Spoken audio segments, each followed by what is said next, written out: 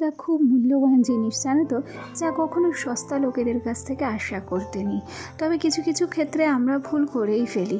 আমরা না সব জিনিসই সবার কাছ থেকে আশা করে বসি, আর আমরাই কিন্তু দিন শেষে সবচেয়ে বেশি হতাশ হই।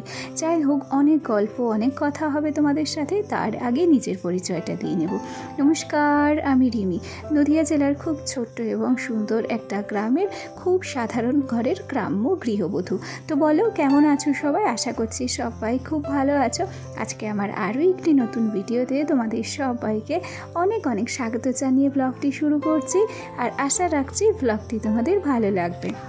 আগের দিনের মতো আজকের ব্লগটিও কিন্তু শুরু করেছি ভোর 5:30 থেকে। আর ভিডিও শুরুতেই যে টাইম ফুলগুলো দেখলে, সেই ফুলগুলো এত সুন্দর লাগছে, হলুদ আর গোলাপির কম্বিনেশনটা, সেই জন্য লোকটা আর সামলাতে পারিনি, ক্যামেরাবন্দি করে রেখেছি আর ভিডিও শুরুতেই কিন্তু তোমাদের সাথে শেয়ার করেছি। আর বলে রাখি, ফুলগুলো কিন্তু হয়েছিল মাসির বাড়িতে।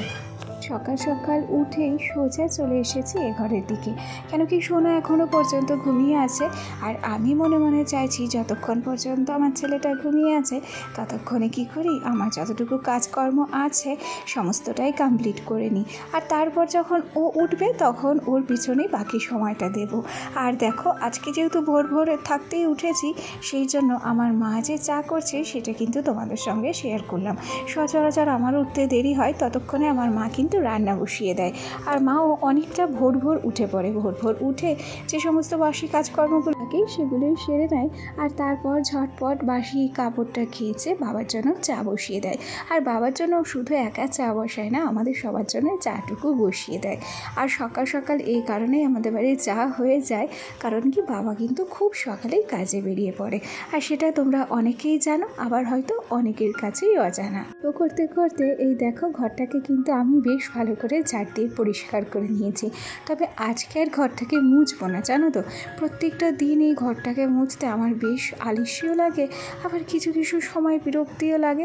সেই জন্য ভাবলাম আজকের দিনটা একটু গ্যাপ দিই, কালকে আবার না হয় ঘরটাকে মুছে টুছে পরিষ্কার করে নেব। দেখবে সব দিন সব কাজ করতে ভালো লাগে না। শরীর সঙ্গ দিলেও হয়তো মন সঙ্গ দেয় না, আবার কিছু কিছু দিন মন সঙ্গ দিলেও কিন্তু শরীরটা সঙ্গ দেয় না।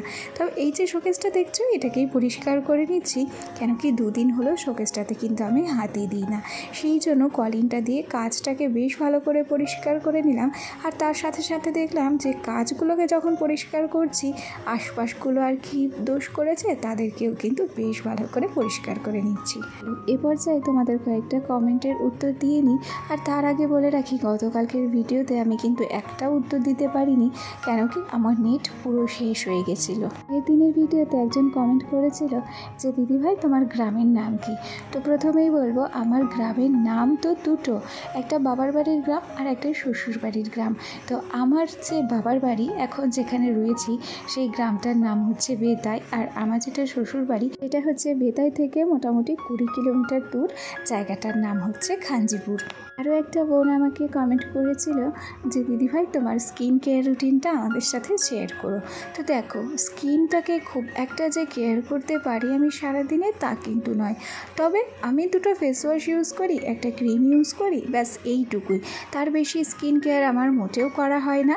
তবে অবশ্যই তুমি সেরামের নাম জানতে চেয়েছিলে, সেই নামটা আমি বলেও দেব, আর সেরামটা তোমাকে কিন্তু দেখিয়েও দেবো। তো একটুখানি অপেক্ষা করো, বেশ কিছুক্ষণ পর আমি সেই সেরামটা এবং ক্রিমটা নিয়ে হাজির হব। যাই হোক, তোমাদের কমেন্টের উত্তর দিতে দিতে ওদিক থেকে আমার কিন্তু বেশ কিছু কাজ হয়েও গেছে। মিনি শোকেসটাকেও সুন্দর করে পরিষ্কার করে নিয়েছি। আর মিনি শোকেসের উপরে ছোট্ট একটা র্যাকের মতো আছে, যেটাতে আমরা আগে সেট টপ বক্স রাখতাম, সেই জায়গাটাকেও বেশ ভালো করে কলিন দিয়ে পরিষ্কার করে ফুলদানিটাকে সাজিয়ে নিয়েছি। আর তারপরেই এই তো দেখো, বিছানাটাকে বেশ ঝাড়াঝুড়ি করে পরিষ্কার করে নিয়েছি। আর এখন খাটটাকে একটু মুছে পরিষ্কার করছি। আর খাটের এই যে সাইডটা দেখছো, এই সাইডগুলোতে এতটা পরিমাণে ধুলো জমেছে, আগে কখনোই খেয়াল করিনি। যদি আগে আমি খেয়াল করতাম তাহলে অবশ্যই করে কিন্তু খাটটার পেছনটা বেশ ভালো করে পরিষ্কার করে নিতে পারতাম।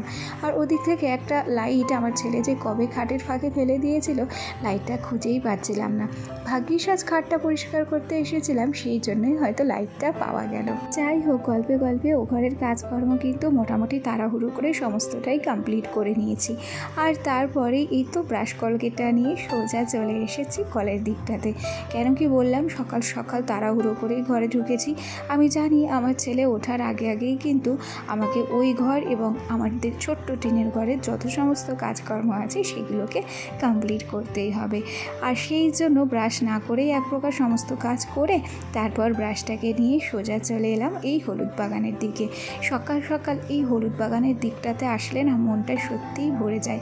যাই হোক, এই পর্যায়ে ব্রাশ করার পর মুখটু ফেস ওয়াশ দিয়ে ধুয়ে তারপর সোজা চলে এলাম ঘরে। আর এই যে সিরামটার কথা বলেছিলাম সেই সিরামটাই কিন্তু এখন আমি অ্যাপ্লাই করে নিচ্ছি। আর সিরামটা অ্যাপ্লাই করার মোটামুটি 10 মিনিট পর আমি যে ময়শ্চারাইজার ক্রিমটা ইউজ করি সেই ময়শ্চারাইজারটাই কিন্তু মুখে অ্যাপ্লাই করে নেব।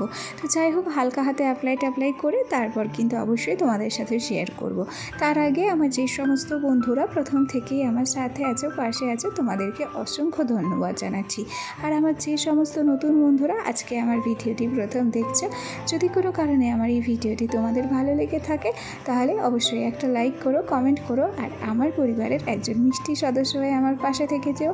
চলো সেরামটার নাম বলে দিই। সেরামটার নাম হচ্ছে কসমোকিউ স্কিন ব্রাইটনিং সেরাম। আর তারপরে ইউজ করি লোটাস প্রফেশনালের ফাইটো RX অ্যান্টি এজিং ক্রিমটা।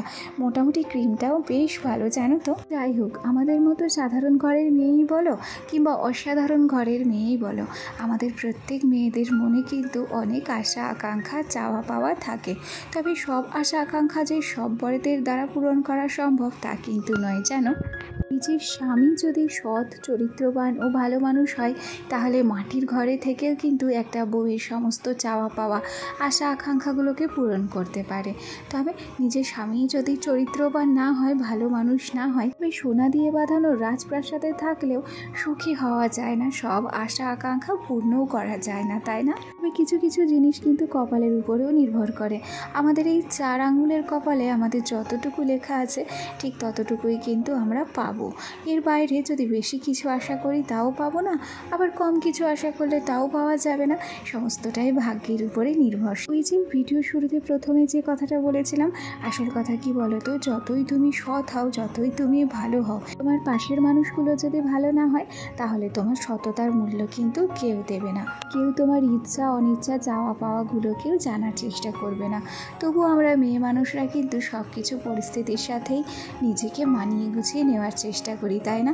পাশের মানুষটা যতই খারাপ হোক আমরা নিজেরা চেষ্টা করি সেই মানুষটাকে শুধরে দেওয়ার, কিন্তু কতটা কি পারি একটা মানুষকে আমরা শুধরোতে? বেশিরভাগই হয়তো পারি। যাই হোক, গল্পে গল্পে অনেক কথা হলো তোমাদের সাথে, আর তার সাথে হলো অনেক কাজ। ও ঘর থেকে সোজা চলে এলাম এ ঘরে। ভোর 5:30টাতে উঠলেও আজকে কিন্তু চাটা সকাল সকাল খাওয়া হয়নি। সমস্ত কাজ কমপ্লিট করে তারপর একটু চা করে নিয়েছিলাম।